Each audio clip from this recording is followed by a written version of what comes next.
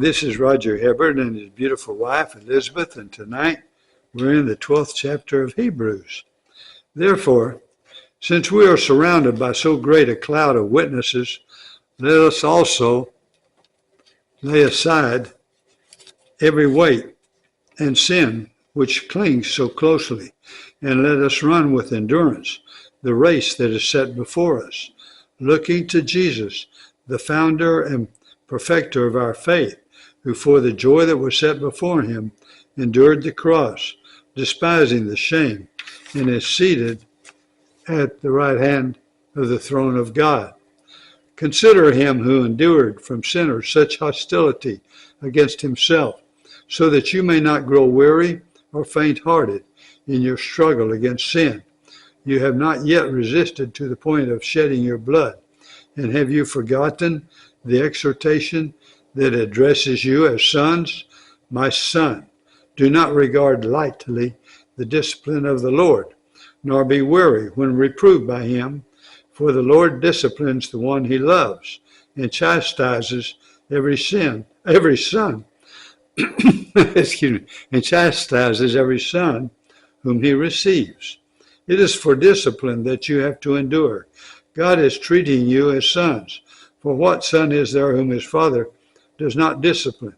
If you are left without discipline, in which all have participated, then you are illegitimate children and not sons. Besides this, we have had earthly fathers who disciplined us, and we respected them. Shall we not much more be subject to the Father of spirits and live? For they disciplined us for a short time, as it seemed best to them. But he disciplines us for our good, that we may share his holiness. For the moment, all discipline seems painful rather than pleasant, but later it yields the peaceful fruit of righteousness to those who have been trained by it.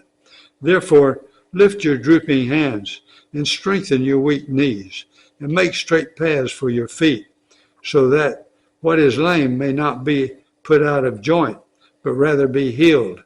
Strive for peace with everyone, and for the holiness without which no one will see the Lord.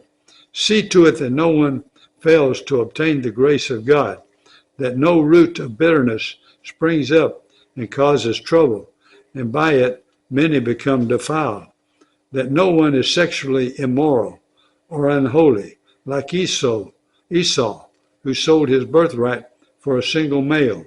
For you know that afterward, when he desired to inherit the blessing, he was rejected, for he found no chance to repent, though he sought it with tears.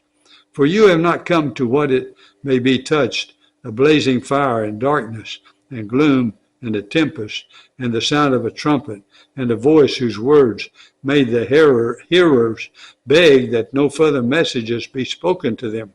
For they could not endure the order that was given. If even a beast touches the mountain, it shall be stoned. Indeed, so terrifying was the sight that Moses said, I tremble with fear. But you have come to Mount Zion and to the city of the living God, the heavenly Jerusalem, and to innumerable angels in festal gathering, and to the assembly of the firstborn who are enrolled in heaven, and to God, the judge of all, and to the spirits of the righteous made perfect, and to Jesus, the mediator of a new covenant, and to the sprinkled blood that speaks a better word than the blood of Abel. See that you do not refuse him who is speaking. For if they did not escape when they refused him who warned them on earth, much less will we escape if we reject him who warns from heavens. At that time his voice shook the earth, but now he has promised, yet once more I will shake not only the earth, but also the heavens.